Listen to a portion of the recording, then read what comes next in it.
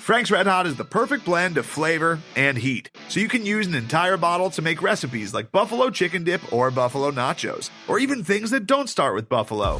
Frank's Red Hot, I put that on everything.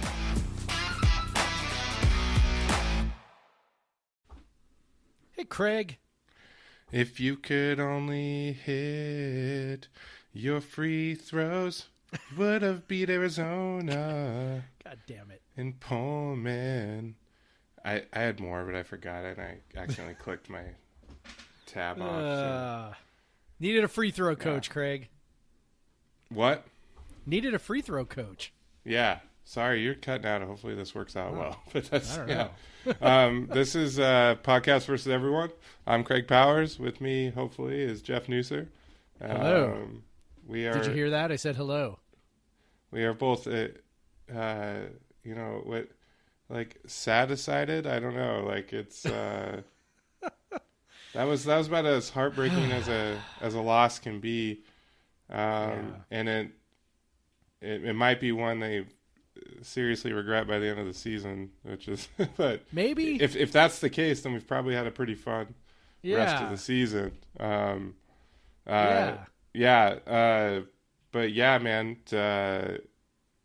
So going against, obviously the Arizona State game was postponed, but going into Arizona, I wrote the preview.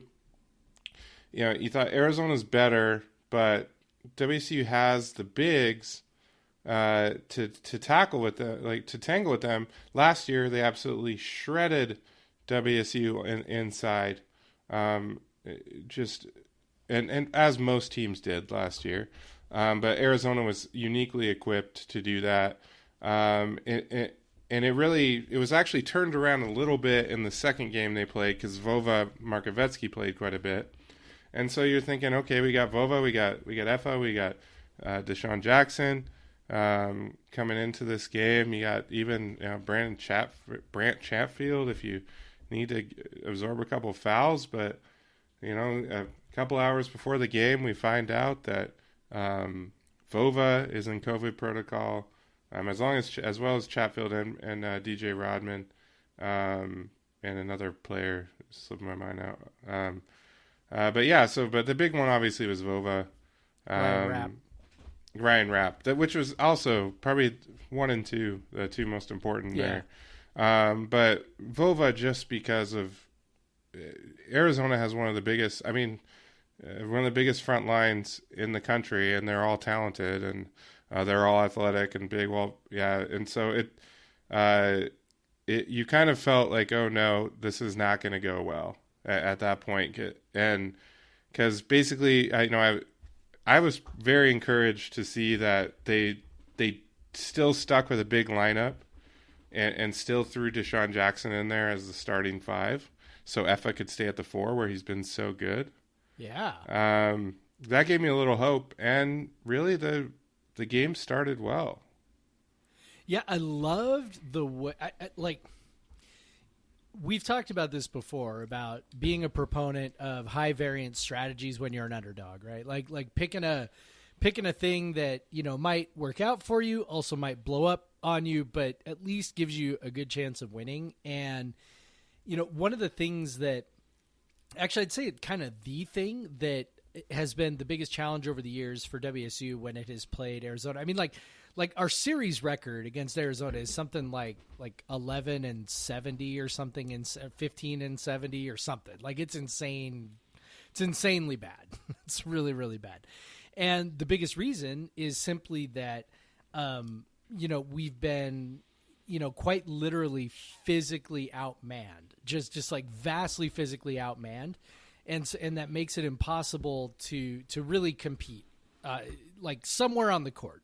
They can't compete. And this team possesses enough athleticism at all the different spots that's not the case. And up front has been the biggest problem on that, right? Like, because we don't typically get athletic front court guys. And so when Arizona, is trotting out, these future first round picks in their front line, and we're trotting out hopeful projects that we picked up somewhere along the way. That becomes really, really hard to compete on the glass.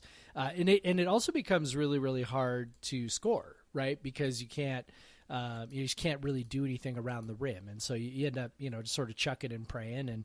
And sometimes it works out for you, like it did for Ernie Kent, whatever that was, like 3 years ago, right? Where I don't know if you remember that magical weekend where we went to the state of Arizona. Never forget it. I know, right? Like that is going to go down as the oddest footnote in Ernie Kent's tenure, man. Like that. Remember that one weekend they went to Arizona and beat Arizona State and Arizona. Of all the teams I root for, that's one of the most like inexplicable weekend. Like to a pair. It wasn't even just one game. It was a pair of results that made absolutely no fucking sense. None whatsoever. They played great a team defense. A team that had just been it was absolutely shredded in every other Pac-12 game that year. Like was stingy as hell. Like I think they were like below point. They were like 0.85. Like both of those games. And these were good teams. They weren't really good teams, but they were like the great teams. But they were still good. They were definitely heavily like underdogged, and that was just nuts. But I'm gonna say I don't think that's what this was. No, this weekend, not at all. And that's kind of my point, is that like all those years of being just like way outgunned and really not being able to do certain things. I mean, I think also thinking back to a game we remember. I mean, I think we all remember the game where we scored like 25 points. Yep. Right. Yep. Because we couldn't even get off a shot. Like just could not even get off a shot. And so going with a lineup where you just say, fuck it, and put your 5 best guys in there and roll with it, instead of saying, all right, well, I've only got 2 bigs and, I probably should, keep one of them on the bench so I can kind of try and shuttle them in and out. Kyle Smith is like, nah, like we're going with this, lineup. Now they did go to the zone. I'm sure we'll talk about that, but they did go to the zone. Okay, fine. But he did, send both of his bigs out there to play together right off the top. And they didn't. I don't think they immediately went to the zone. I think that happened after foul trouble. I don't. Maybe. I seem to remember it from pretty much right out of the gate. But regardless, it's they put out their best lineup. They said this is the way we play the best.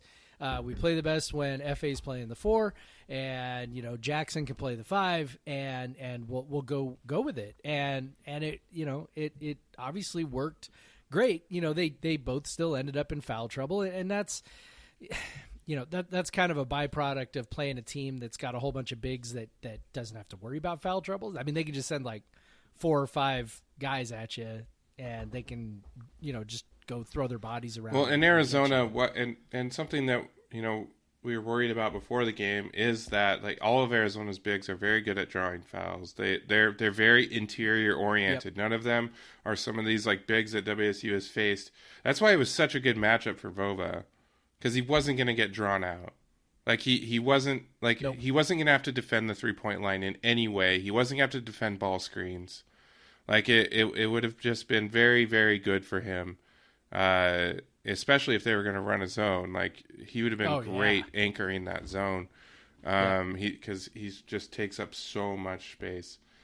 So that was a big bummer, but yeah, this is just that we were worried about it. I think I tweeted before, like I'm glad they're rolling with this. Foul trouble is extra amplified at this point, and unfortunately, really what flipped the tide with the foul trouble was. WSU was doing really well. They were leading. Deshaun Jackson made a nice play on an offensive rebound and a putback. Sean Miller bitched at the refs on the way back down. Of course he did. And so they decided to take a look at it. Jackson making a very normal big man basketball move, a clear out. It's a funny thing, Jeff, as you and I have talked about.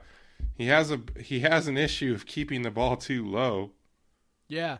And then that time he didn't. Finally, he has the ball chinned, and apparently, he didn't have it chinned close enough. It barely catches I'll say it barely catches. Any elbow to the chin is not fun. It's not comfortable, but still, if you're up in a guy's grill like that, that's part of basketball, man. Like, where's the where's the point of not giving the player to even enough space to collect themselves and move? Otherwise, a defender could just ram up into an offensive player and draw an offensive foul whenever they wanted. Well, they have that rule, and it was called on us on the sideline, right? Like if you get too close to a guy, if you trap and you get too close, you can get called for a foul just for getting. You'll see the refs sort of take their palms. They'll have both their hands palm up, and kind of push up. Right. And that like one was called because they were crowding them too much. And that's and so like apparently that's maybe not a thing around the basket, but it seems like it should be because you got to have room to move, and the guy was just trying to go up, and we've joked about this before. Like if that's the case, why wouldn't you just stick your chin where the elbows are? And wait for someone to whack you. I mean, because it hurts, but it's like... It's a good way to end up with a concussion. Guys do all kinds of stuff. I mean, they draw charges. Charges don't feel good, but, whatever. And, if you can get a turnover and a foul out of the deal, then, it's not a bad deal. I mean, presuming you don't, break your jaw. So, that was a real frustrating foul. FA's third and fourth foul, when eventually those ones came around, were just total bullshit, too. And... yeah, that part was frustrating. Well, that there was sequence, some real ticky-tack stuff. That sequence that was started by Deshaun's foul. I mean, luckily, but also the silly thing is like Deshaun's basket still counted. Right. So what you're saying is he committed an offensive foul and then scored a basket, but what are you talking about? How could he? How could the basket count? But whatever. I kept expecting them to be like 2 less points when halftime came out. But it just underscores the silliness of that rule and that review rule. And the whole point of this rule is to catch guys throwing elbows away from the ball when the refs can't see because they're watching the ball. This was right in front of the ref. I'm telling you, you can't see that, and you have to have the coach whine at you. Like, come on. Was it that egregious? Like, if you were staring right at the player and you didn't think there was anything wrong, was it that egregious? And so then you get to go watch it in slow motion. Right. So you see the tip of the elbow nick the guy's chin, and now it took him 5 minutes. And it took him, oh my God, 5 minutes. And then Kyle Smith loses his mind. So he's already in that state. They come down, ticky-tack. So they get 2 free throws. Ticky-tack foul, boom. Kyle gets a T warranted. Right. 2 more points. 2 more points on the shooting foul. Suddenly Arizona takes the lead. They haven't done jack shit. Yep. We did get a couple of Tony Miller free throws out of the deal though, as they tried to even it up. Yeah, thanks for giving our 45% free throw shooter 2 shots. Free throw shooter 2 shots. Of course, that was everybody. Yeah, everyone but Effa. It wasn't just Tony Miller. We don't want to pick on Tony. Everyone but Effa. Effa is the money. Is money at the line. Yeah, everybody else, you need to work with your free throw coach. Yeah. Apparently, Jim Shaw is the free throw coach. People who haven't been around Coug Center forever don't get this joke. But back when there were some bad free throw shooting performances under Ken Bone, some people were complaining, saying Ken Bone needed to hire a free throw coach, and that became sort of... And it was... But I swear, the first people that did it were not saying it ironically. No, they were not. No. Whoever it was, I don't even remember who it was, but some old school commenter was dead serious. Need to hire a free throw coach. And then it became a joke. Could you imagine the limited number of coaches you're allowed to have? And one of them, his only job. I guess if he was the greatest recruiter of all time, and then also he's a free throw coach. So I don't know. I wish, if Shaw is such a magician, I wish maybe he could have fixed them before Arizona. Yeah. Would have been nice. It might have been. Okay, so by the way, Ken Bone's last year, they shot 66% from the line. So maybe it was that year. They were 308th. We're right on that right now. Free throw 66.1% right now. Oh, so bad. Bad. But yeah, it's second half, Deshaun gets a foul almost right away. Yep.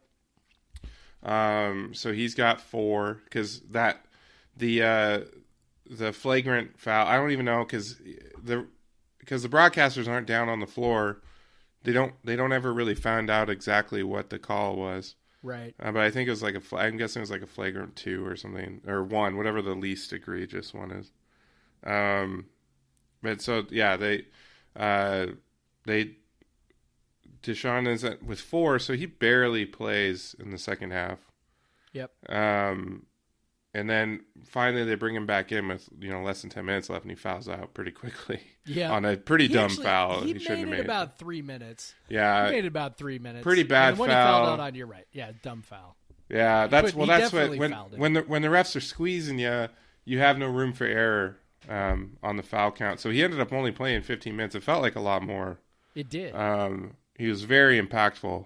7 points, 6 boards in those 15 minutes. Yeah, and with bigs, a lot of times you kind of want to, if you're trying to figure out like what's a good rate of production, like per 30 minutes is about where you want to be, right? Like there aren't very many bigs that are going to play more than 30 minutes, and that's a 14, even Effa rarely does that. Yeah, he played 28 in this game. Would have played more if he could have stayed on the floor, but it's that's a 14 point, 12 rebound, 30-minute performance. That's really good. That's really good. So. His production was excellent. Yeah, FA's production obviously was really good. Excuse me. Really, he obviously had 3 insane blocks, one of which where he probably could have taken a quarter off the top of the backboard. Another one where he dunked and was fouled. Jackson had a nice dunk and one. Yeah, right in the first half. Too. Yeah.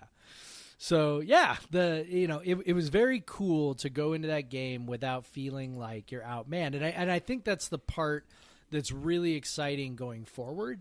Is and not to talk too much about the future yet, because I know we want to talk a little more about the game, but it's one of the reasons why, like you mentioned, like we're kind of sad, excited at the same time.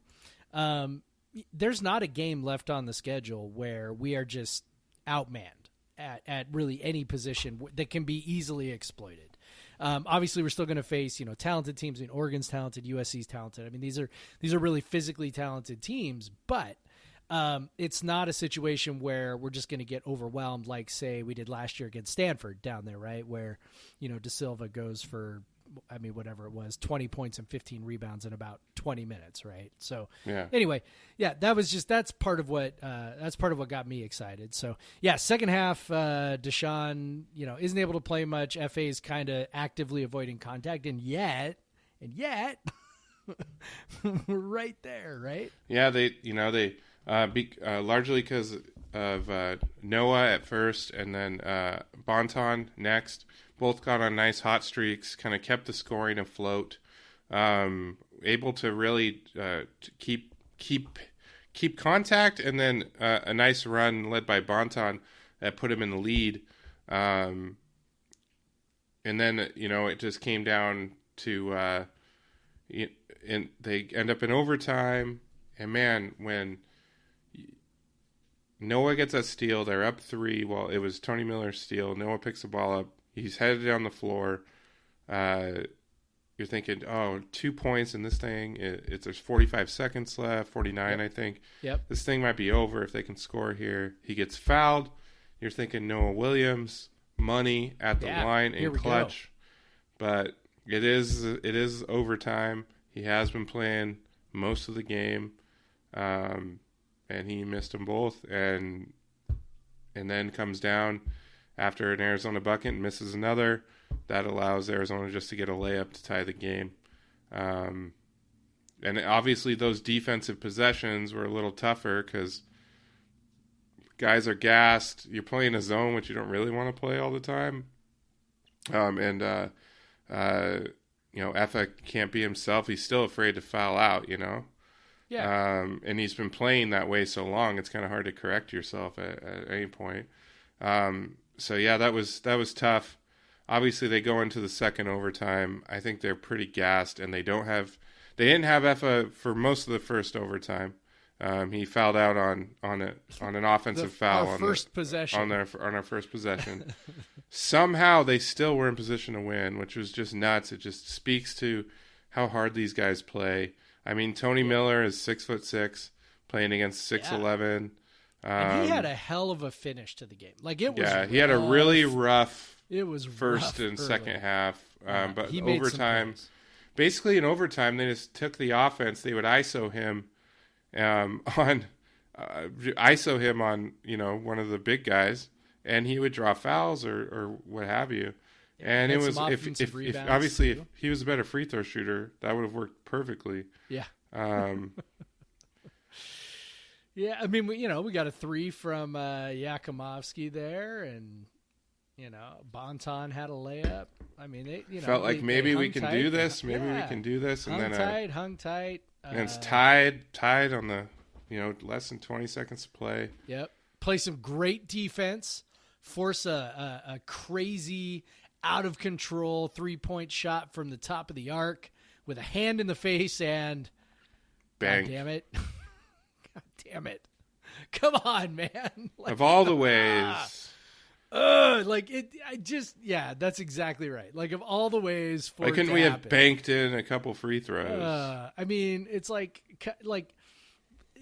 the only thing I would have thought that would be worse than that would be like just some sort of bullshit ticky-tack foul, putting them at the line for the winning points. Like that was sort of like, because that happened to us, however many times against Oregon when Ernie Kent was the coach. But it's like, and so to bank in a 3, like you can just see like Bonton and Noah Williams are just like, are you serious? Like, you cannot be serious. Because they know what's coming. They know Arizona's going to foul them.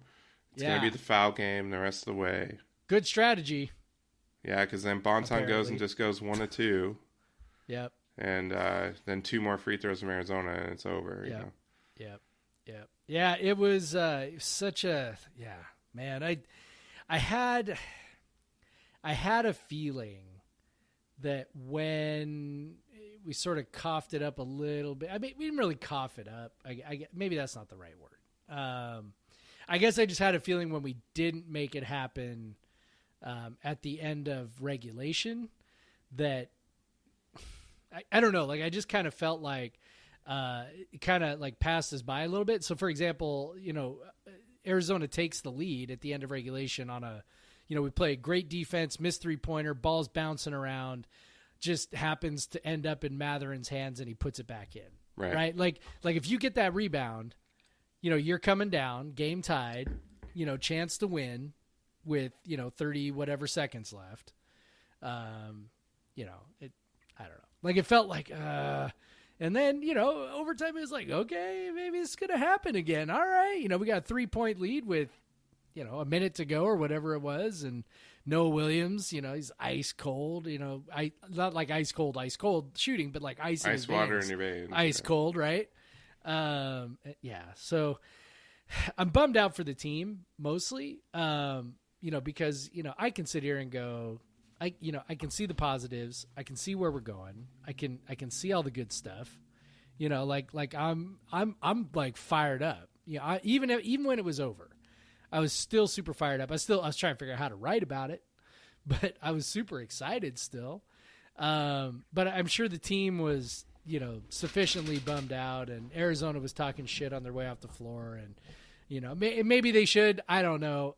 I sort of tend to lean like, hey, you're supposed to win these games, and you almost got beat by a team missing 4 guys because of COVID, and your team was at full strength, and you barely needed all the help in the world to walk out of there with a win. So both exciting and sort of like, like you said, sad, and but mostly exciting. Because I look at this and go, all right, we might have something here. I don't think I'm going to need a lot more convincing that this is a tournament team, because that's just asking a lot. They've played such a weak non-conference schedule. They're going to have to pick up some wins in conference. They're going to pick up a lot of wins in conference. Yeah, they're going to have to win a lot in conference, and they're going to have to beat the good teams. And so maybe this one ends up hurting them in the end. I don't know, but you're going to have to beat Oregon. You're going to have to beat USC. You're going to have to beat UCLA, at least once. You're going to have to pick up at least a couple of those.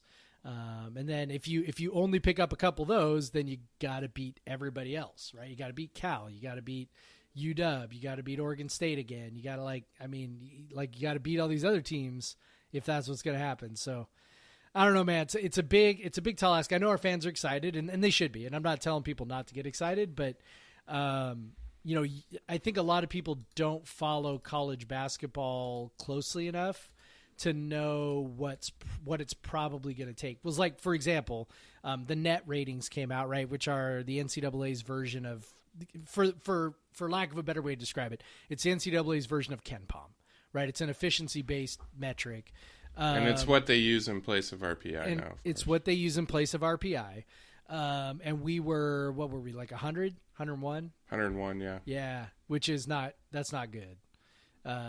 So if you're looking to go to a tournament, definitely not good. Right. And I will say this though, that the way they use the net, and I will be honest with all of our listeners, I have not paid super close attention to the NCAA selection process for a few years, just because we haven't been involved, and it doesn't do me much good to get worked up about it. But I believe that they use that ranking system more for grouping their quarter wins, so like, or whatever they call them, where it's basically your top 50, your top 100 wins, things, quadrant wins. That's the word I'm looking for. And so teams that are going to be in quadrant 1, Arizona was one. That was a chance to get a quadrant 1 victory. Those are the ones you have to stack up if you want to get the committee's attention. Going to have some more opportunities with USC, UCLA, and Oregon, but and Stanford. Stanford On the road. So quadrant 1 win is 1 through 50 at home, but it's 1 through 75 on the road, right? I believe. So, and I don't know where, I haven't looked to see where everybody else is on that, but they're usually pretty close to KenPom, especially as you get through the season. Well, except for the teams that have a lot of wins. Yeah. They'll be higher. Right, because they don't have any projections built in like KenPom does still. Yeah. So that's the difference. And it's well, it's not just the difference, because it is wins matter. Like, wins are actually factored in. Okay. It's not just efficiency.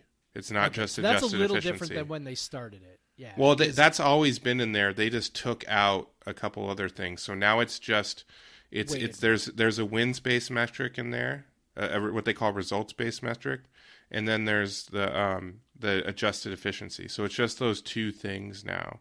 So that's why you'll see, like, I think Boise State is like 13th in net, but they're like 73rd in KenPom, because KenPom's just looking at your adjusted efficiency margin. Right. And it doesn't matter what games you've won, whatever. But Boise State, because they've won some games. Same with WSU. On KenPom, they're 125. They're 24 spots higher. That's because they're getting credit for winning games. Yep. Whereas on KenPom, it's more about the team you played and how you played them. Like, so like the teams you've played and how you've played them, not necessarily. So if you finished 4 points worse than Arizona, that's a lot better than finishing 3 points clear of Texas Southern or whatever. So those are on the results scale for KenPom. That 4-point loss to Arizona actually makes you that you'll be identified as a better team than that 3-point win over Texas Southern, because Texas Southern is a much worse team, and so that's why you'll see differences, is because there is an actual results based metric in the net. But so it helps that WSU won every single game. It would have helped a lot more, because there is adjusted efficiency in there, if they would have destroyed more of those teams yeah. rather than narrowly beat them. Yeah. So they kind of are set, even though they won every single game. That's great. They didn't play good teams in the non-conference, not even one. No. I mean, Eastern Washington's the best team they've played. They're kind of inching up there. Yeah. 123 now. Yeah, so that's a decent non-con, but then when that's your best, that's not really good. No. So yeah, they're not getting help from that. Like they're gonna have to win like 13, 14 conference games to be considered, I think. Yeah, I think you're probably right. But I think also it depends on who else they beat and when they do it. Yeah. So they don't take. I mean, they do use the net as the guideline, but they don't take just the 38 top, not or whatever, however many at-large bids They're are. still looking at resume. Yeah. And so there's lots, unlike years past, there's still lots of chances for resume builders. Well, and the good thing is none of the teams in the Pac-12 are great. Right. So they're not only chances for resume builders, they're also winnable. Like it's also feasible to win the games. Like, so it's not, you're not playing, it's not where it's so top heavy where you have like 3 top 10 teams and then a bunch of like 50 to 100. You have a lot of kind of 50 to 20, 50 to 15 in there, which for a team like WSU, who you and I have talked about this, since they moved to this big lineup, is honestly, even though they're 124 in Ken Palm right now, they've been as low as like the 150s at times, but since they've shot up like 25 spots since they moved to that big lineup. Yep. I think they could be more like a top 75 team as they currently are, when they have a full roster. I mean, they certainly played like that against Arizona, even without Vova and without Rapp. And we didn't talk Rapp, just spelling, just picking up some minutes in the backcourt would have really helped. And maybe hitting a 3. No one else could. Maybe Rapp. No one but Yakumovsky could. Maybe Rapp could. But yeah, so I think they've been playing so well since that. It was the Montana State game was the first time they went to this big lineup. That's why you have this optimism. Like, they're not that same team that narrowly beat Texas Southern, that narrowly beat Idaho. They're not. They're even not even that team that narrowly beat Oregon State. I think they're better than that now, and they've been playing like it. And so with Effa at the 4, with Yakumovsky at the 3, with Deshaun or if Vova at the 5, this is their best team. And I'm really excited. That's why I'm excited, because if they're playing like a top 75 team, that means they can take down pretty much anyone on their. There's a chance of them take down like any team on their schedule, especially at home. Yep.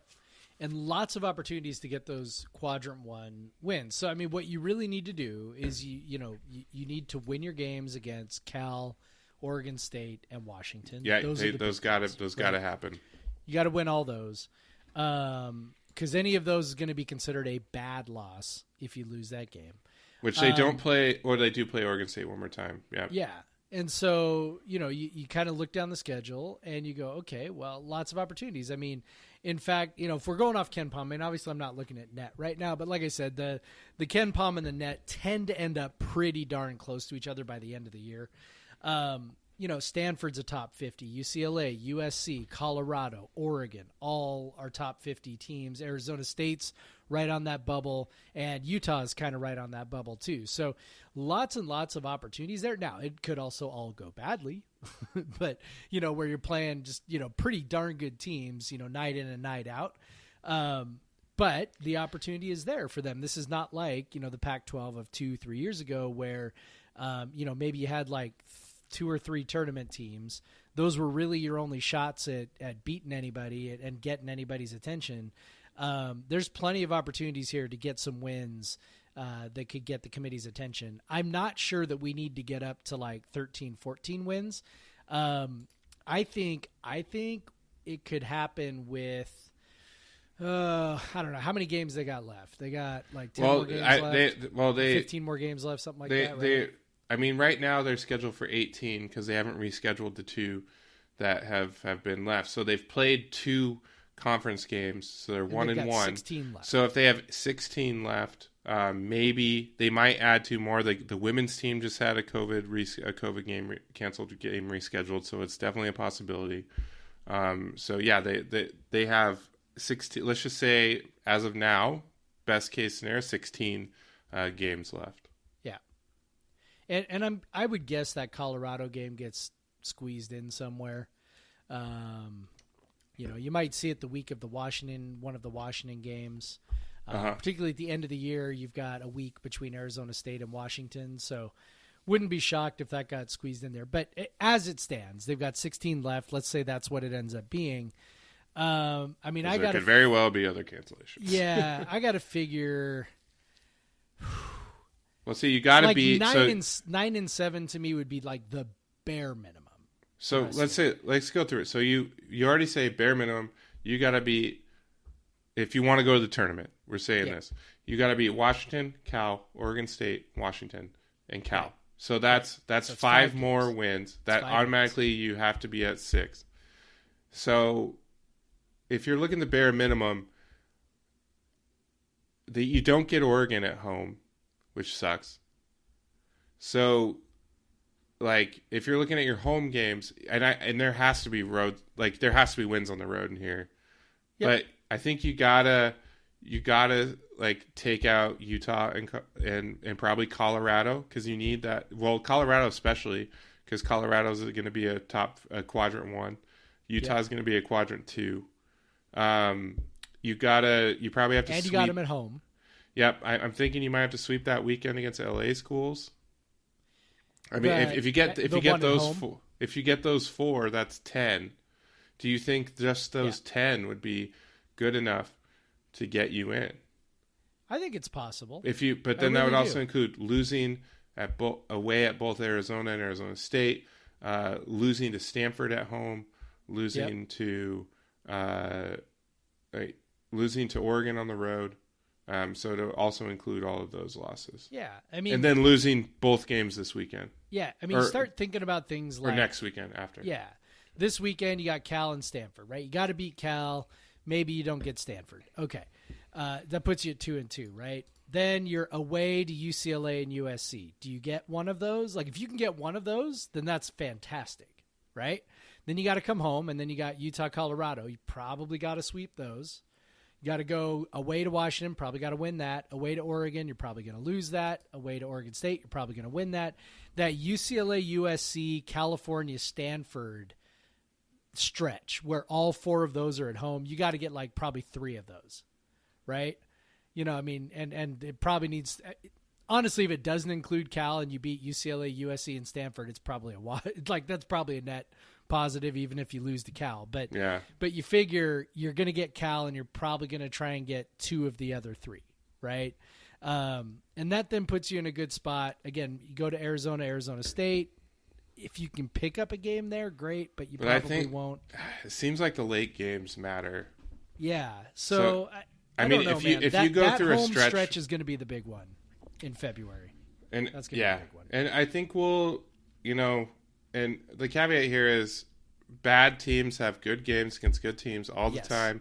Yep. This Arizona win almost win doesn't necessarily mean that they're at that level forever, but just the fact that they've been playing at that level for a solid month and roughly a month, now I think maybe we can have some optimism. I like that Cal is first this weekend. There's also something to point out. It's a Thursday-Saturday game, and we're getting like the reverse treatment that we usually give to other teams. Is there's a much longer trip to make because instead of just going down 101 or whatever, or around on whatever freeway it is, down to Stanford. The Stanford game is actually in Santa Ana, I believe. Do I have that right? I'm not even sure. Let's see. It is at. I know that it's not at home. I know that. Oh, maybe it's in Santa Clara, which would be better. That's better. Never mind. Yeah. Maybe that's Santa Cruz. So that's in the LA area, right? Yeah, that's way south. Yeah. I mean, our California geography knowledge is being tested right now. Maybe Santa Cruz. No, Santa Cruz is just by Monterey. Sorry, it's not that far south, right? It's a bit south. Yeah, but it's not. Yeah, I mean, you're not having to fly down Warriors? to the Bay Area. I think they can. Yeah. They're playing it at the far... Warriors G League team, right? Isn't that what they're doing? Yeah, so it's not that bad. Scratch what I said. It's a little bit longer though. And that actually is probably beneficial to WSU, honestly. But it is. I'd rather play a team not in their home gym. Yes, and where they also have to get on a bus to go to the game. But it is. I will say, Jeff. I don't know if you saw they moved the time up. So instead of a 6:30 game, it's 2. So it's also right when the Seahawks game is happening. Oh, yeah. Damn it. But yeah, so that kind of sucks. They give us 4 less hours of rest between the Thursday, Saturday one. It's very classic Pac-12 weekend there, because even both of Stanford's games are Thursday, Saturday too. So, but yeah, so you got Cal. So if we want to preview these games real quick, Cal is currently the worst team on KenPom, and they probably won't have their far and away best player, Matt Bradley. Yeah, it looked bad. I was watching that game. He hurt his ankle. It looked extremely terrible, like extremely bad. Felt bad for the kid. It was one of those where like don't watch the replay kind of ankle injuries. Yeah, and so Bradley is basically at Bonton levels of usage, even more, but he's actually a very good shooter, making his free throws, making twos, gets in the lane, can shoot the three. I mean, I assume all of you have seen him at this point, because he's definitely had some nice games against us in the last couple of years. So that's a huge loss for them. Yep. There's not anyone even close to like him on the roster that could pick up that slack. And they ended up losing. They had a 10-point lead or an 8-point lead against Oregon State when he went out. Ended up losing that game by 9. So that was they really struggled in the second half without him to score. So I'm sure they'll have a better plan for it against us. This time around, knowing they're going to be without him, but still pretty rough for them. And I'm not sure if Grant Anticevich will be back. He's a big that maybe could give WSU a little trouble just because he does stretch it out a little bit. He's missed the last few games. Again, you just never know. You don't get a ton of information on these things. Once the guy gets injured, you see like the reports of him getting injured, but you don't really see the updates. Teams don't really update that. Here's much. what I can tell you though: he did have an appendectomy 2 weeks ago. Yeah, so I don't know. Yeah, that's what it was. It was appendectomy, but I don't know how long it takes to recover from it, to get in basketball shape. Well, I'll say this. I mean, my wife, Sarah, she just had her gallbladder out, and it was like she's still like not quite moving, and obviously not a finely tuned athlete, but also at the same time, I mean, you're talking about making an incision, right? And like the biggest thing the doctor said was, hey, just be careful about raising your arms and turning your body, and it can kind of basically rip the stitches open, So I don't know. Maybe I would tend to think, I'm not a doctor, but maybe you can go wake Amanda up or something, ask her. But I would tend to think that 2 weeks or 3 weeks, I guess it would be 2.5 weeks, whatever, by the time the game is. I would think that would be on the extremely short end for a surgery like that. So you're talking your best player, another starter is out. Yep. Who's picking up the shots? Probably the point guard, Foreman. He's mostly a 3-point shooter and a good one. So you have to watch for him. I don't foresee them zoning in this game like they zoned all game against Arizona.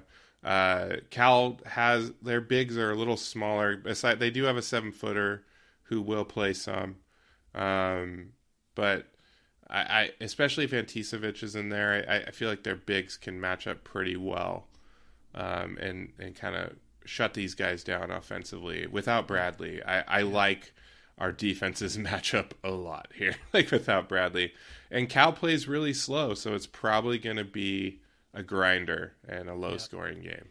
Yeah, the guys who picked up the slack there were Joel Brown, so shooting guard, who kind of picked up his minutes. He's got an offensive rating of 89 overall on the season. And still just not, when Bradley's not around, is not a guy that typically shoots much at all. No. Yeah. And he's only taken 11 threes, 29 twos. You think, and by the way, and plays a lot. Like he's played almost 70% of the minutes. Yeah, and typically does not shoot.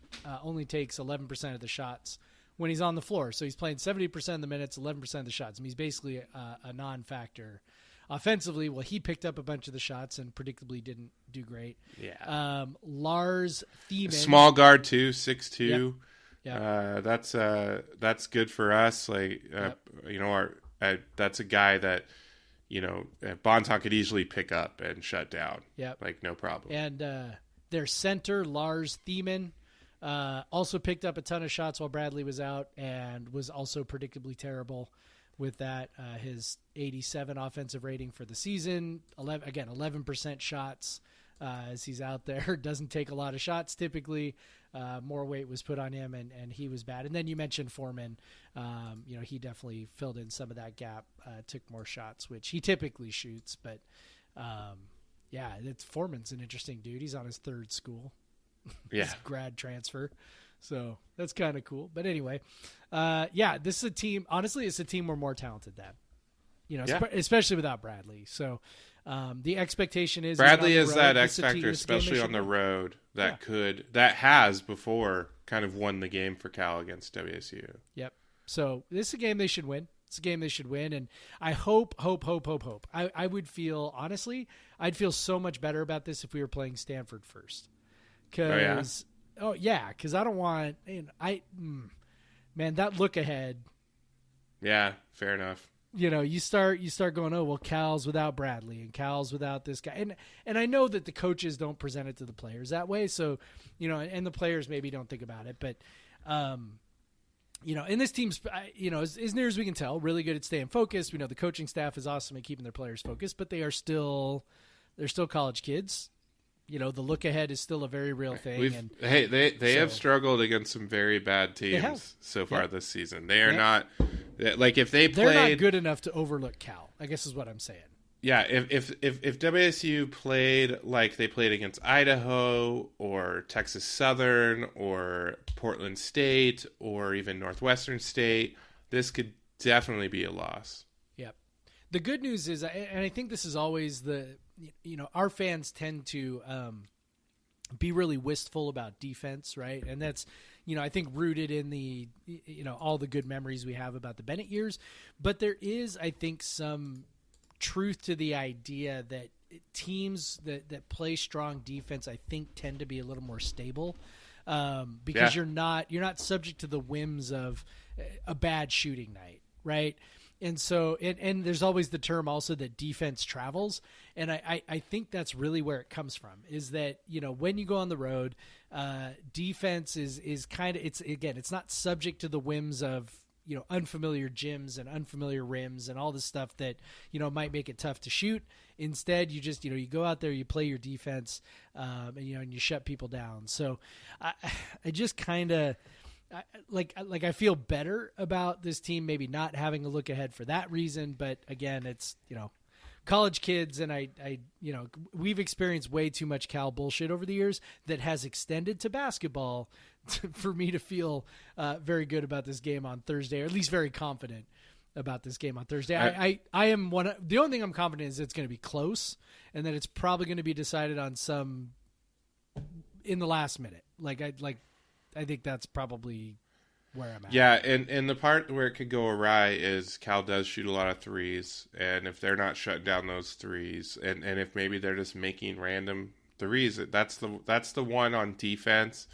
The lottery that a lot of good defenses try to avoid is by just shutting down, not even letting the team shoot threes, because that's the one thing that is kind of uncontrollable as a defense, is if they hit those shots or not. Like you can have like a kind of a fluky good defensive night if they're like they go full like Houston Rockets and miss 23s in a row, 22 threes in a row or whatever, or you can have a kind of a fluky bad defensive night if a couple guys get hot, and Cal's got a couple guys that could very well do that in Betley and in Foreman. Taking Bradley and Anticevic out of that equation is fantastic because outside of Bentley and Foreman, there's not a lot of other three-point shooters. So, but they do shoot a lot of threes. But they will shoot that. I don't think they're going to suddenly stop shooting threes because Bradley and Anticevic aren't there. I think the other guys are going to shoot threes. And especially against us. Yeah. Right? Like, where you're going against a team that's got really good interior defenders, one of the best 2-point defenses in the country. And Cal, by the way, has shot threes on about 50% of their shots in conference play. 4 conference games, 50% threes. They've shot reasonably well, 34% on all of those. But Bradley was also in 3 of those games. So. Yeah, I mean, they score almost 40% of their points from 3, which is second in the conference in conference games. So, yeah, they're going to shoot them. So, yeah. Get hands and faces because that's the only way you can't shut them down offensively is if you do that because they, I guess I just say like, yeah, they get to the line, but without Bradley in there, I see that happening less. It's just he takes so much pressure off. I mean, I don't know who Noah's going to guard. Like poor Mikal Foreman now. You might get Noah Williams on you now. So, he probably will. Yeah. But yeah, just size-wise, man. With I think that I saw Kyle Smith say that Vova will be back, but Deshaun is likely to start. So you're still running with that 6'8", 6'10", 6'10" in the back. Just good luck. Yeah, that's so exciting, by the way. Yeah. The idea of those two guys. It's beautiful. So they'll probably roll with Lars Thiemann, however you say his name. Yeah. I'm sure, but even he has not played a ton of minutes, so don't know how much he can really go. And plus, he hasn't been that great, So he turns the ball over a lot. Yeah. So we'll see. I think they should win, but again, it's on the road. It's a conference game. WSU was missing players, still nearly took down Arizona, so nothing's a given. But yeah, then they go to Stanford, which is the real tough one. But also, you and I were discussing definitely a game that WSU is more equipped to handle this year again. Yep. Yeah, it's again not hopefully anyway, not gonna get annihilated by Oscar da Silva to the tune of 1 billion points and 1 billion rebounds, but. I think the tougher deal here is, Stanford's defense is real good. Really good. Real good. Although it's been not I will as say, good in conference. I was looking at that too. It's only 3 games, but... so against the better teams, I mean, let's go ahead and say WSU's offense is terrible, so I'm not putting them on the level of these teams. But... WSU gave up, basically 1 point per possession against Arizona. Stanford gave up 1.08. So that's 8 points over the course of 100 possessions. So that's like 5 points over the course of a normal game. Right. That's a lot. Yep. They, against Oregon State, gave up 1.04. WSU gave up like 0.85. Right. So while Stanford, I think a lot of this is the season projection is built in. I think so. Because if you look at their defensive performances, they've only held a team to their worst efficiency once. WSU's done that 5 times, I think. Yep. They've only held them to their second worst efficiency 3 times. So they haven't, and plus Indiana had a huge offensive game against them. So they. It's kind of weird. You see WSU is ranked 50, and then you see Stanford's ranked 4, but WSU has pretty much made it tough for everyone they face. Stanford's had some tough games. I will say WSU has not played an offense of the level of Oregon or Indiana or but they have played Arizona and Oregon State, and their defense performed better than Stanford's. So I don't know. Like I definitely don't think WSU is going to score very much. Like, because there's no reason to think they're going to suddenly break out. But maybe Stanford's defense is not as good as it seems. I think a lot of it is built on that first game against Alabama. They really shut them down. Yep. But maybe they're kind of more variant than WSU is in terms of how good defense they are. Well, and I'll even say, I mean, you said, WSU's offense is terrible. I don't think it's that terrible anymore. I mean, overall for the season on the aggregate, right? Not good. Right. But, we keep referencing this line in the sand where we went to the, two big lineup. And, there was also that game where Bonton didn't play, and it really kind of seemed like, some guys got some confidence. They, Bonton, not that it was Bonton's fault, but there was a lot of like kind of deferring to him early on.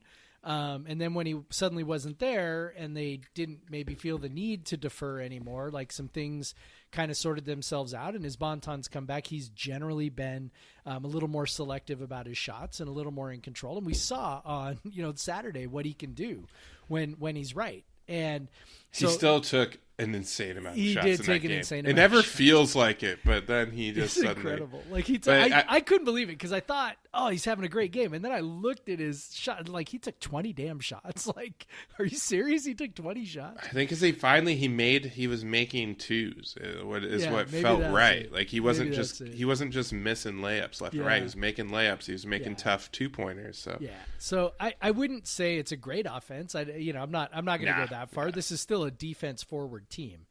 But their offense is, reasonably competent. I mean, I'll even say this. I mean, look, against Arizona, yes, we scored 0.95 points per possession, right? Which is so, okay, by the way, I've gotten comments from people, hey, can you do more kind of explaining things? And so I'm going to try to like slow down a little bit, but basically 1.0 points per possession is sort of average. Right. That's average. So when you say your team scored 0.95 points per possession, you'd be like, and normally you would say, oh, that's below average. Right. But here's the thing. That was the third highest against Arizona this year. Now, Arizona hasn't played a ton of great competition. The only top 100 teams they've played have been Stanford and Colorado. And oddly enough, those two teams sort of shredded them on defense. But, for us to come in as the third highest behind that, I mean, I don't know, maybe says a little something at least. Yeah, I see what you mean. That the offense is, kind of coming around a little bit. It's certainly, I mean, I feel confident saying it's at least competent right now. And I still think it's got room to grow. Right now it's definitely relying on Bonton and Williams for the most part. You can see offensive potential in FA. You can like I think there are more points. And Yaki. Yakimovsky, that's a guy he's going to go off for like 25 points in a game this year. It's going to happen. I mean, because he's probably going to hit like 7 or 8 threes in a game. Yeah, I mean, it's crazy. So I feel like I feel like maybe by next year this could be a really good offensive team. This year, Deshaun Jackson shows a ton of potential in the post as well. So they can be competent. Which against I mean, a lot Deshaun, of teams, if he could shoot 70% from the free throw line, he'd be a hell of a scorer. So they're going to be competent offensively. Do they? So against Stanford, does that mean can they get to say 1.0 points per possession? If they can get to 1.0, I feel great about. Well, if they do against Stanford, right? That would be very impressive. Yeah. Yeah, and so I mean, but like you mentioned, Stanford's been okay. Not consistent, really. Not consistent. They've definitely not been great at times defensively. Again, you mentioned Oregon. They've been better at home, but still. Well, and then if you look at what they do offensively, last year De Silva, he didn't even shoot that many shots against WSU, but just had such an easy time. WSU could do nothing. Yep. Like Jeff Pollard had no chance. Jeff Pollard had no chance. De Silva, his 2 games last year against WSU, he went he was the KenPom MVP in both.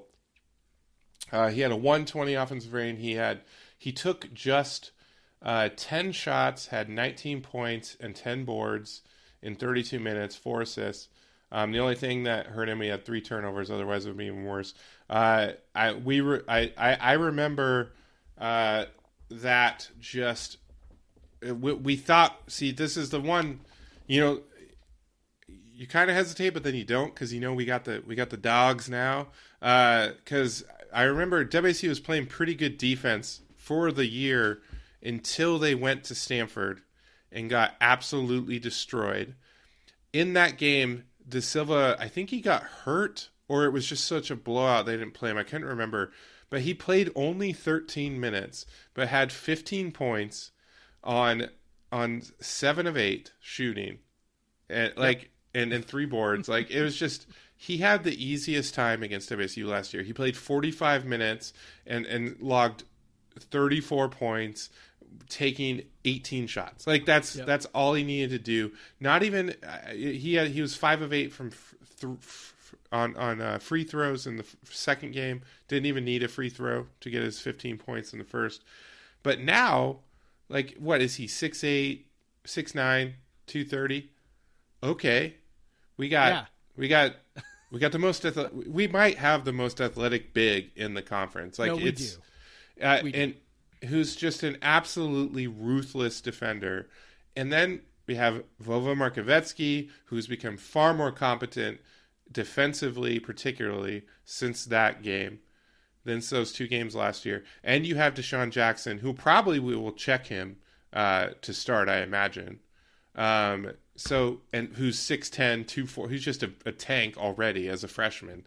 So he's just not going to have this easy day. I mean, knock on wood, but I just don't see him having, because no big, when WC's at full strength, no big has had that, even though the Arizona bigs, until the very end when WC had no one left.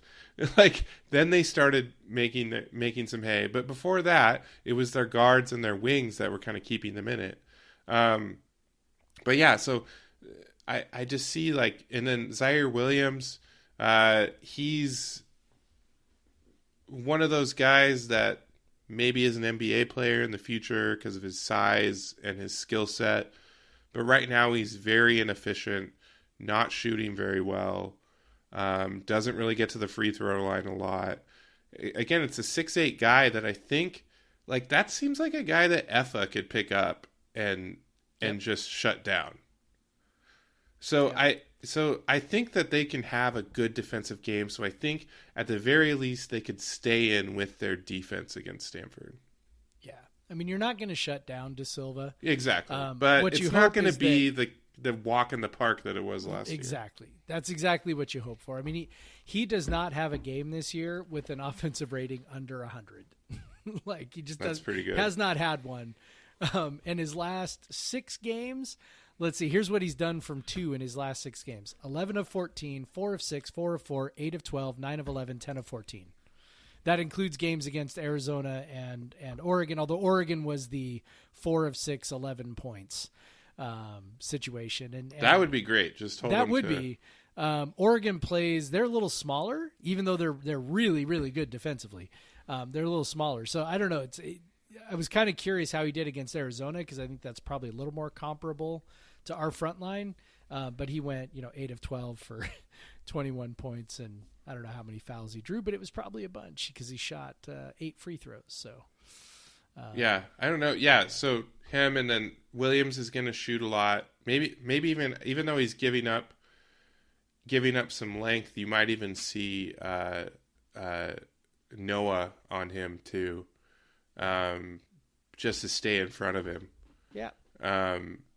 So yeah, it's because otherwise he's playing the 3. I don't know if they'll put Yakumovsky on him, but I don't think that would be a good matchup for Yakumovsky. But I think they'll find a way to cover these guys. They'll match them up. I have confidence that they can, do pretty well. At least as well as they did against Arizona's offense, which is a better offense than Stanford. So And, and maybe they, I don't know, maybe they can get somebody in foul trouble, right? I mean, we got some bigs who can do some things. And Stanford is not like super stacked behind De Silva. They have some guys, but they don't play that much, and they're not very good. And they got a 6'10" guy that sucks, and they have a They have a 6'9" guy that hasn't played, just plays occasionally. De Silva and plays a ton. Done very well. I mean, for a big man, that's playing 80% of the minutes. That's he's leading the team in minutes. Basically, you make him guard Effa, or even just throw it down to Mark Ovechkin and Deshaun Jackson draw a lot of fouls. Both of them do, and so if they can draw some fouls, so that's how you can, if you play good defense and then have a decent offensive day, maybe get one of their stars in foul trouble, they could come away and win this game. I would be shocked if they got blown out. Yep. I think the Ken Palm, let's see, that it's a 10-point deficit. I could definitely see them coming inside of that pretty easily. Especially if we think their true talent is higher than what Ken Palm is. Which I do, right? I definitely think that because they've just, normally it'd be like, well, it could just be a good stretch, but there was just such a change in the approach in the lineup of the team that coincided with the better play. Yep. That you just think okay, but again, these are road games. Yeah, they have not played a road game yet this year. Nope. Who knows? We have no idea. But it is going to be fun. I mean, I'm looking at Stanford's peripherals. I mean, their offense is entirely predicated on 2-point percentage and getting to the free throw line. So that's great for us. Which, oddly enough, are the two things that we are the best at preventing. So, yeah, and I mean, so far this year they've been a terrible 3-point shooting team. They don't shoot many threes. They get a lot of their shots blocked. They're 274th nationally in getting their shots blocked. And they turn the ball over a bunch. So, I don't know if we can score some points. I mean, their offense is definitely nothing special. So just got to figure out a way to score a little bit. Be right there. I'm talking myself into it, Craig. It. Also, speaking of talking to ourselves into it, we are well over an hour into this. I know. I just checked it and I went, oh my God. We've been talking about basketball. And we started this late, by the way, everyone. Yeah, we started this was a bit on the whim. We didn't even plan. Ish. Yeah. It's 11 p.m. right now. Yeah. All right. Well, should we talk about the I don't want to say the other basketball team, because that's not that's well, potentially the team that has an even better shot at making postseason. Yeah. The team that's in line to go to the postseason right now. Yes. Let's take a break and then let's talk about them.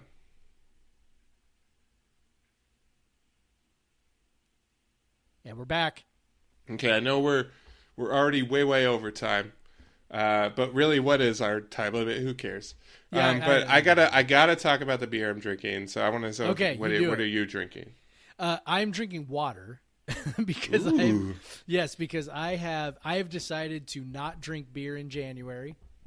I'm doing. Well, this is going to be a boring segment. I know. I'm doing one of those things, but it was just a quick, easy way to eliminate some calories and get me jump started back on a path. And I know that beer that I drink on February 1st is going to be the best tasting beer maybe that I've ever had. So, but I did have on New Year's Eve, I had my Stone and Joy by 1/1/21, and it was awesome. So. I imagine if you can still find one of those, it's probably, even though it's past the expiration probably date, fine. It's probably still fine. So it was good. I liked it. So what are you drinking? So I have to thank one of our listeners, our Kook Center readers, and a guy that I know from school, one of the original Zoo Crew members, Andrew. He messaged me a few weeks back. Paradise Creek had released a special beer. Paradise Creek is the brewery in Pullman. Yep. They have 2 locations. Both are great to check out. So he messaged me. He's like, "Hey, do you want a couple of these?" And I said, "Sure." And he said he was coming over, around Christmas to the west side, and he'd drop them off. So we met up.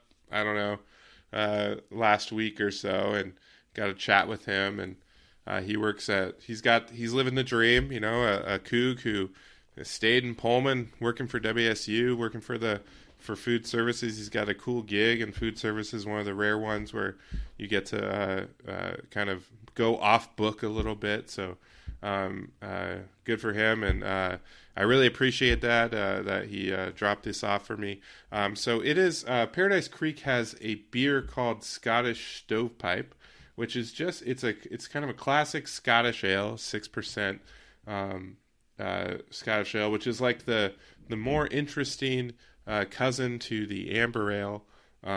Usually a little more alcohol and a little tastier. But this particular one is special in that they took the Scottish ale, Scottish Stovepipe, and I actually messaged Paradise Creek to get the details on like exactly what this beer was about, because they talked about the release, but they didn't. So they got back to me. They said it was aged in an American oak medium char barrel, which had been used previously for whiskey. So a whiskey barrel, probably like a bourbon barrel or something. It was aged for 2 years and 2 months, which is an insane amount of time. That a lot of good breweries do that though, but they let this thing rest. They say due to the natural aging process, some of the residual whiskey would have mixed in. It's different from the original Scottish because aging beer allows oxidation, and that can help bring out some of the hidden flavors like dark plums, raisins, and vanilla, blah, blah, blah. So that's what they sent me. So you leave a 6% beer in a barrel for 2 years. That's a long time. That's a long time. That's a lot of patience. I was expecting this to just be so whiskey forward that it was just going to be difficult to drink. Because I just thought the 6% was just not going to handle it. But I'll tell you, I think maybe the 2 years helped it. Maybe if they would have done one, the whiskey would have been so dominant. But the 2 years, I think they integrated quite a bit. And you do get that oxidation flavor. And honestly, with kind of browner, barley wines and stuff like that, the oxidation is kind of fun because it gives us these apple, tree fruit type of note. I'll say something. If you leave a beer in a barrel for 2 years, it's going to lose most of its carbonation. Yeah. This seems beer, inevitable. This beer, when I cracked it, I don't know, Jeff, I know you've had Hair of the Dog beers before. Yes. Reminded me of a Hair of the Dog beer. Made no noise when I popped the bottle cap off. Okay. Not even a little, nothing. So I'm like, all right. I know what we're dealing with here. Poured it, no head whatsoever. It just gets those bubbles of just because you're bubbles like you get with water. Right. So yeah, straight up like a Hair of the Dog beer. None of those beers have carb because they do the same thing. They age the beers forever. But yeah, I thought that the 6% just would not hold up to the barrels. It does. There definitely is a lot of interesting flavors in here. I definitely get those kind of raisin, the plum. It's very interesting. Plus, it's not getting me shit-faced, which is nice because usually when you have a beer that's aged in barrels for that long, it's usually about 14%, and it just in a bomber would take you down. So yeah, I'm really enjoying it. I'm really enjoying the sessionability of it while still getting some of those flavors that you typically have to have a higher alcohol beer to get. So yeah, because it's straight up when you smell it, it smells like any other barrel-aged barley wine. So it's got that those sweet notes. But then when you taste it, the body is much more kind of approachable. It's lighter. And then you get those raisin notes and things like that. You don't maybe if it was a higher ABV, you get caramel and toffee, but this is more of down in where you're just getting the dark fruit taste. It's very nice. And it's from Pullman. Yeah. I don't think I would have ever tried it if not for you, Andrew. So I appreciate that. I hope you're listening to this. I hope Paradise Creek is, because I told them about the podcast, and maybe they're going to listen. But yeah, I think they did a good job. They took a chance leaving a beer in a barrel for 2 years. Who the hell knows what is going to happen? You're going to lose a lot of the beer in that process, because this is going to be absorbed by the barrel. So you're not, but yeah, they took a chance and it came out, and it's interesting, and it's good, and it's definitely a unique offering, and I have another bottle. Maybe Jeff, you can try it sometime. But and also Andrew said Merry Christmas, gave me these for free, so that's also great as well. The price is right, but I think they were pretty reasonably priced anyway. But yeah, so good job, Paradise Creek. Go Cougs, go Pullman, love it. I'll be enjoying this, and I'm not drunk off my ass, so that's excellent. Nice. So I had to talk about the beer this week. I've had the Huckleberry Pucker. The Huckleberry Pucker is, I think, far and away their most popular beer. My sister that's drinks like a half a beer for me, man. It's so sour. It's so tart. My sister drinks that religiously. She'll just drink it because she loves sour beers, and she crushes that as much as she can. Which a lot of people are like, so sour, man. When I don't think it's that. I don't think it's so sour. It's probably not like let me maybe it's just crack maybe open it's just my palate. I don't know. Yeah, maybe I can show you some sour beers from my cellar if you really want to know what. I am aware of what that. I have had sour is. beers with you before, but it is sour. It's about that one. It's sour. It's meant to be sour, and then of course. My so I had met Andrew right outside of. Because he was driving and we had to find some place in South Seattle to meet. So I met him at Full Throttle Bottles in Georgetown, and I know the guy who runs it. So I stopped off and I talked to him, and he told me, I showed him the beer, and he's like, oh yeah, like the Huckleberry Pucker in the summer, that's just people just come in and like buy it off the shelves as soon as I put them on the shelf. So that's definitely their I think that's I saw their flagship, but it's probably their most well-known beer. Yeah. But they did a good job with this barrel-aged Scottish stovepipe. But hey, let's talk about another thing in Pullman, and that's the WSU women's hoops team. Yeah, they're awesome. Yeah. They've got an awesome player. A few, but one in particular. One in particular. Well, they have one really awesome player. 2 new players who are sisters. One is a redshirt senior, and one is a true freshman. So the Leger-Walker sisters. So the redshirt senior is Crystal, and she transferred here from Northern Colorado. But the true freshman is Charlisse Leger-Walker, and she has been so good. Like we talk about, that's an understatement. We talk about how good FA is. Charlisse is even more impressive as a freshman. Like she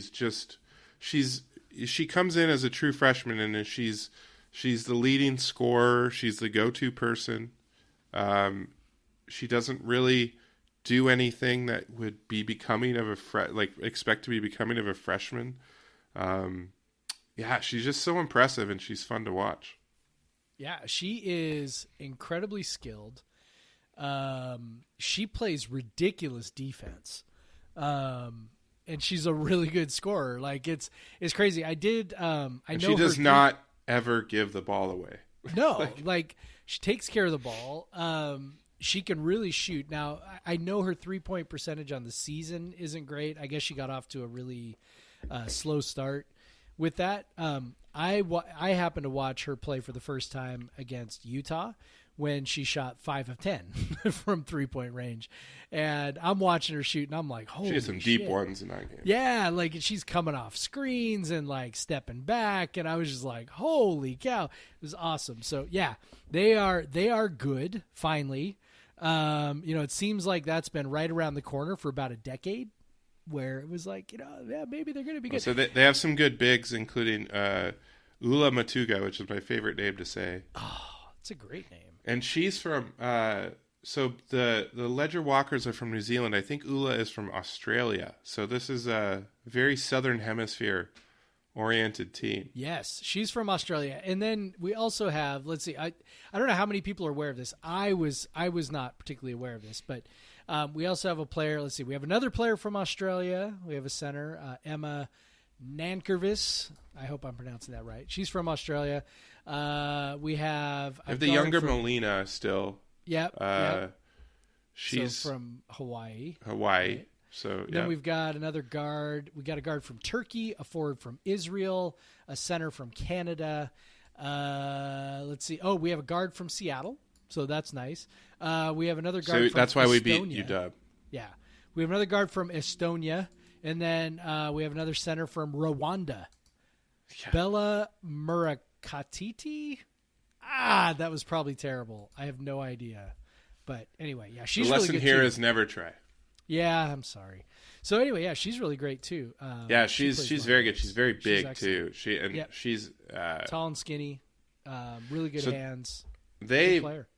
much like the men's team. They have a really good defense, but they have also pair it with a good offense as well. So.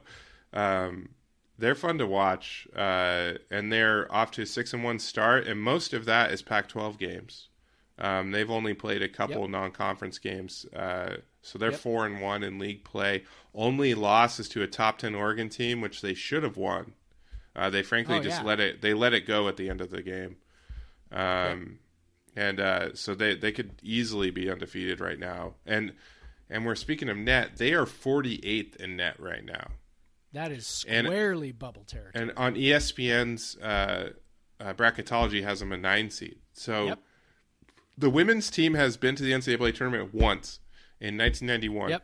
So this is a big deal. This is a Harold big deal. Rhodes. That was the coach, Harold Rhodes. And they lost their 2 best players from last year's team. They were picked 12th in the conference before.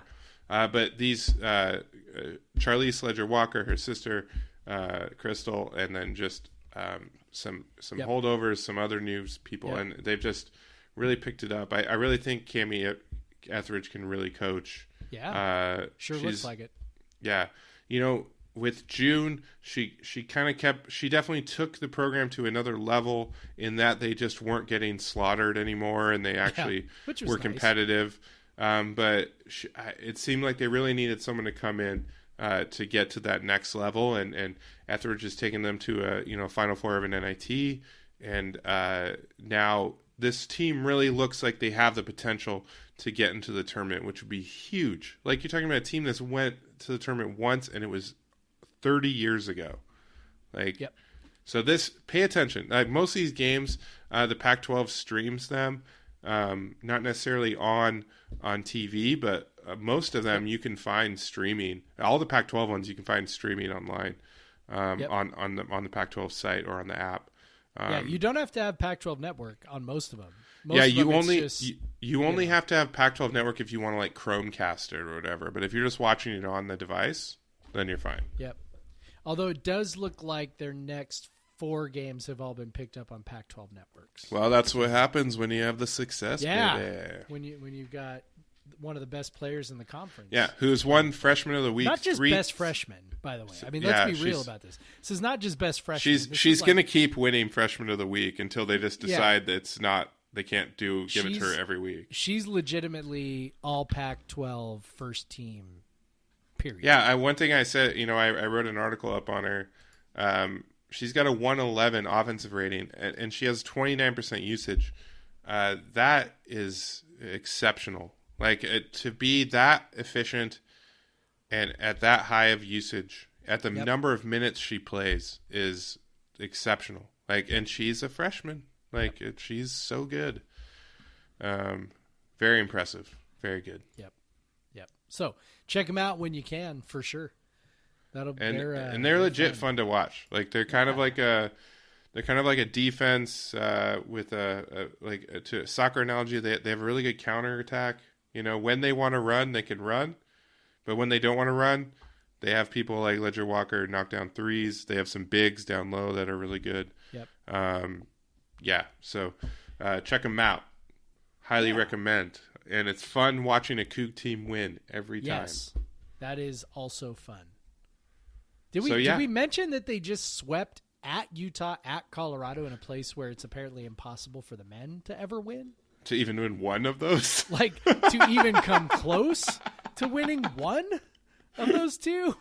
They just swept them? I don't know. Even when the Utah idea. men's team was like one of the worst teams in the country. I know. Still couldn't even win that game. I have no idea. I have no idea if it's as difficult for the women to win there as it has been for the men. The elevations are still the same. Exactly. So I am duly impressed by them sweeping Utah and Colorado. And they just, Colorado, they got up big in the first half on Colorado and basically just held them at bay. Like, Colorado tried to make runs. Yep. They just couldn't ever get within more than like 7, I think, the whole second half. And then Charlisse Leger-Walker, just at the end, she wasn't having a huge offensive game. She scored 8 points in the fourth quarter. They have quarters in women's hoops. In the fourth quarter, well, I should say they only have halves in men's college basketball. They have quarters in every other type of basketball. Every other basketball on the planet. So they have 4 10-minute quarters they do in women's hoops. They switched to that a few years ago. Be nice. The men will do that eventually. Yeah, that's probably it just makes sense. Yeah. They did it in the NIT, not last year, obviously, because there was no NIT, but the year before that they did quarters. And if they put something in the NIT, it happens eventually. Usually. Yeah. Can we especially put Elam ending in the NIT? Can we do that? What? I said, Elam ending? Elam ending in the NIT. Can we make that one happen? That'd be great. Let's adopt that one. If you don't know we're not going to bore you with that right now. But if you don't know what the Elam ending is, ELAM ending, look it up on the internet. It definitely benefits teams that focus on playing D. It's fantastic. Yeah, but it also eliminates the foul game at the end, which is a miserable thing to watch. You have to make a shot to win. Yep. You have to score to win. You have to make a shot to win. Like, yeah. So if you're fouling the other team, you're just getting them closer to winning. So it's just pointless. So women's hoops. Check them out. Charlisse Leger-Walker. Check out my article on her on Coug Center. Yeah. I have to admit, kind of embarrassed. It's probably the first ever non-news piece I've ever written about the women's hoops team. It was really fun. Part of what allowed me to do it is a site called Her Hoop Stats, which has a lot of tempo-free statistics. Because Jeff, you wouldn't have done it either. I was not going to write about this team with just your basic stats. I had to get the tempo-free stuff. And so, that's what we did. And it turned out really great. Now it's a site I subscribe to and I'm going to keep using. And so hopefully I can write more articles on the women's team as we go forward. I think, Jeff, it's been a while since we talked. And I don't think we've talked about the end of the football season at all, though. Is that a segue? I don't know. Yeah, we're gonna have to make this like a 5-minute conversation. Man. Yeah. Yeah. Well, I'll say, if you want a nice rundown, go read Jeff's The Monday After on Coug Center, which will be much more thoughtful than anything we say here. Yeah. It took me a few days to put that together. I just it was hard to get my thoughts together about how I felt about. Oh, I know. Season. I had to do some copy edits on it. Did you? Thank you. I appreciate that. It definitely. Let's put it this way. It definitely got written and rewritten and paragraphs moved around and sentences added to and taken away from. Like it was hard to figure out what I wanted to say. Like. Beyond what we've said on the podcast, which is like it just is all meaningless, like we've had that, a very nihilistic view of the football season throughout the season, but really, like basically my takeaway was it wasn't a disaster, and that's good. I mean, because we saw some disasters in the season, particularly Arizona, right? Like that was a total mess, and I guess that was the only one that was sort of a total mess. But to have the new coaching staff come in, not be able to really coach in the way that you normally would heading up for a season. to be kind of behind the 8 ball on that, to go with a freshman quarterback, which is always obviously terrifying. Lots and lots and lots of things that could have gone very, very badly.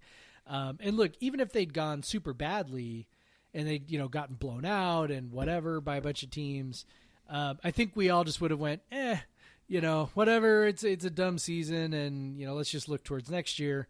The fact that didn't happen for the most part, that they were not run off the field multiple times. I know they ended up, losing by pretty decent margins to Oregon. They had a couple bad quarters, really. Yeah, that's basically it. They had a bad half again. They had a bad second half against Oregon, a bad first half against USC, and a bad second half against Utah. And the Utah game, they just had no one left. Yeah, I think there was some of that. I think they also, honestly, I think they just, they knew it was their last half of football. They kind of cruised to that lead. I think that was a really fun first half. Yeah, and they're probably, again, they're college kids. Stuff creeps in, and you start thinking, we just need to cruise to the finish line, and that did not happen. And of course, it was aided by because of they already were at a small roster, and then because of some injuries, right. By that second half, they were playing some guys where you and I were having to look up the roster and be like, who the hell Lots is of this? walk-ons, particularly on defense. Yeah. So which good whatever. for those guys. I don't read. They got to play. I don't read anything into it. I definitely don't read anything into the whole first half, second half, first half stuff. I just don't buy we're not gonna have. I don't buy that it means anything. We're gonna have 53 players for the other games. I think even the games we played this year, even when they didn't say, it seems like they must have been pretty far down on players, because we didn't against Oregon State, we didn't see them rotate the defensive line that much, even in that game, and so and they didn't. They finally did against Utah out of necessity, and so they definitely were kind of pushed to the brink, and then just the challenges of this season, having a game canceled an hour before the game, or 2 hours, whatever it was. Yeah, it sucks, man. And that was definitely a game that I felt they would have won. I don't know about you. You played baseball growing up, right? Yeah. Okay. So to me, that's similar to when you're a kid and you've got a baseball game and you're all excited and you're really, really excited. And then you got your uniform on and you're heading out and you get in the car and it starts to rain. Yeah. And you're like, fuck, no, don't. No. I'm really excited to play. Come on. And then, of course, you get there and you're warming up and it's raining a little bit harder. And then, the coach is meeting at the plate and then it's pissing. And then the ump just goes, we can't play. And we're done. You're going home. It's that really sucks. And I know that, comparing it to a Little League baseball game maybe trivializes it just a little bit, considering all the work that those guys put in versus, you and me playing, peewee ball. But it's got to be the same, right? There's this anticipation and then you lose it. And so I'm sure that played into their choice not to go to a bowl game, right? Yeah. And just that's this idea, the thing, we are not going to expose ourselves to that shit again. Yeah, exactly. Well, I mean, I know they wanted to play, and obviously Max Borghi really wanted to play that game against Utah because it's his only game he got to play. But at the same time, they got to be thinking, we're not going through all of this, working so hard to build up to a game, building up, because kind of one of the worst things is it's why a lot of people will tend towards pessimism or tend towards, kind of looking at the worst case scenario, is because one of the worst things is when you build up your hopes so much for something and then it doesn't come to fruition, or or something, something much worse happens. It is hard. And it's so even WSU fans, we've kind of trained ourselves to when the team looks good, we don't get too excited. We give it a second, although we just gushed over a team that lost a double overtime game, like they're the national champions. But yeah, I mean, they are the national champions, of course. But yeah, it's so hard emotionally. And plus these guys, I don't know about you, but I get weirded out when there's more than like 4 people in a room right now, and they're talking about playing football games when there's a couple hundred people around.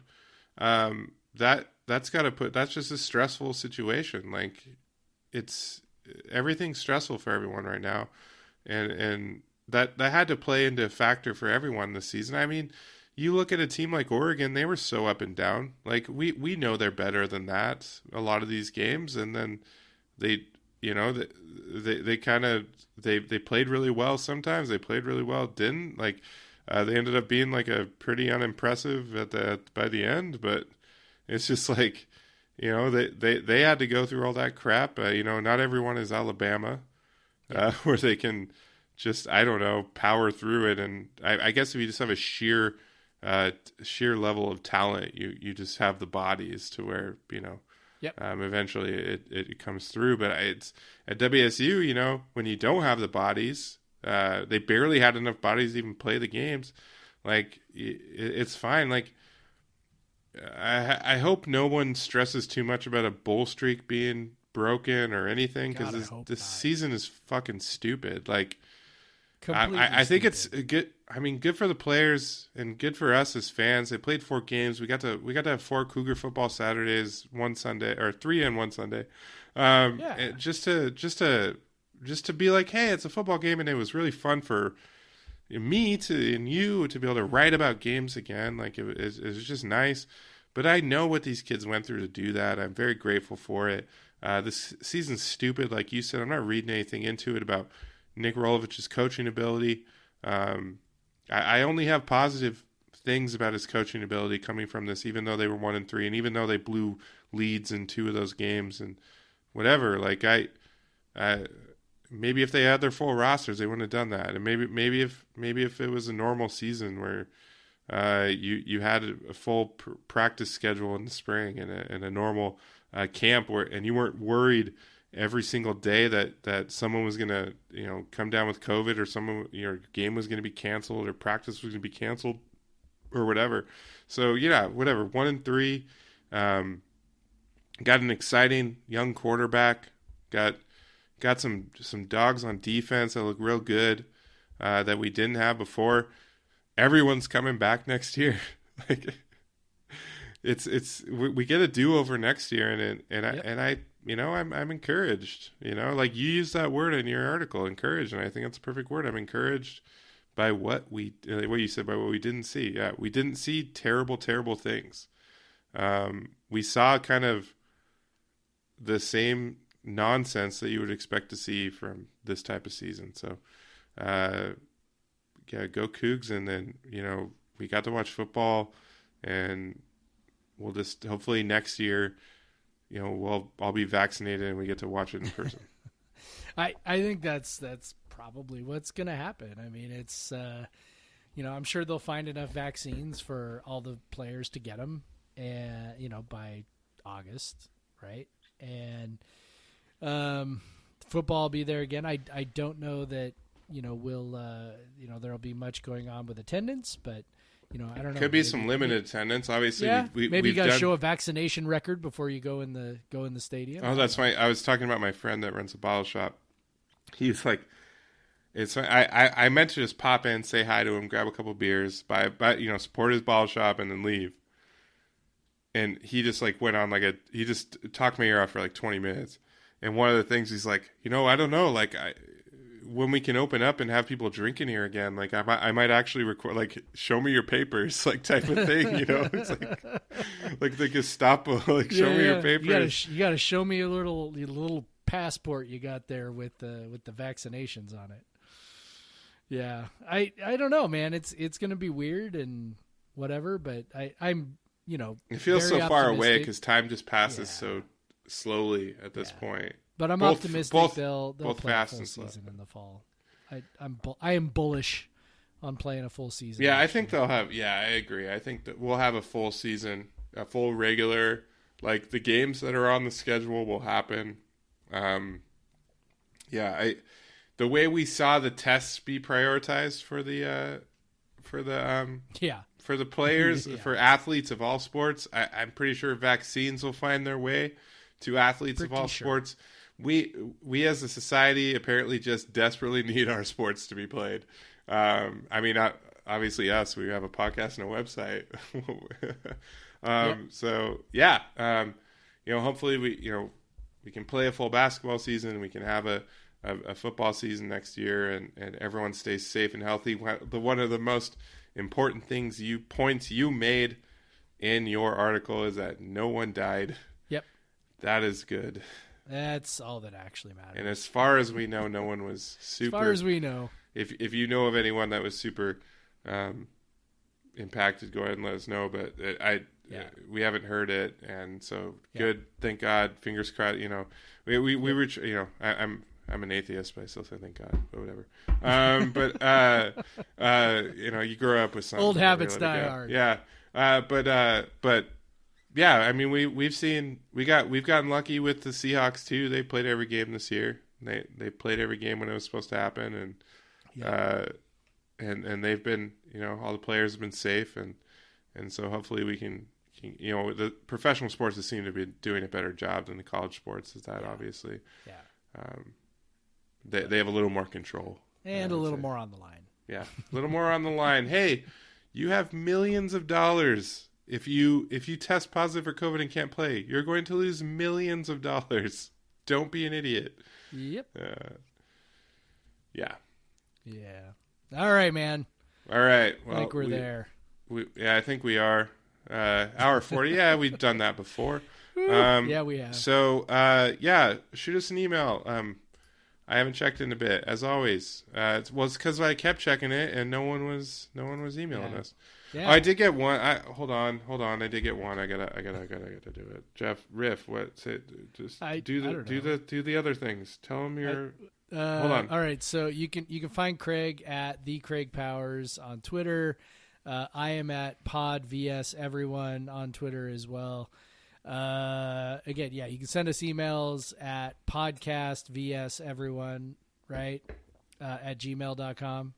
Send us emails. You can rate us and review us. If you give us 5 stars, we're happy about that. If you give us something less than 5 stars, I don't know.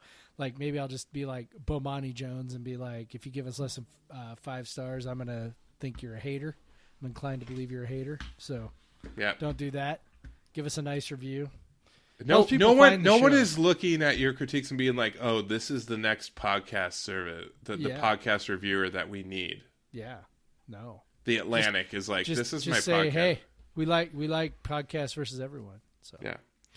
Right. So I will say we did get an email from Jeff. Jeff, I still need to send you your beer that you won in the raffle. You're the only one that I have to send it to, and I've just been lazy about that. But he said that they mentioned on the pod that no one really emails. So here's an email. Hope you're all. This was from December 20th. Hope you are hanging in there during this weird ass holiday season. I drank some beer on the golf course the other day. It was wonderful. Woo. Go Cougs, Jeff. So thank you, Jeff. Love it. Appreciate it. We did get one on 12/6 from John. He's a frequent one.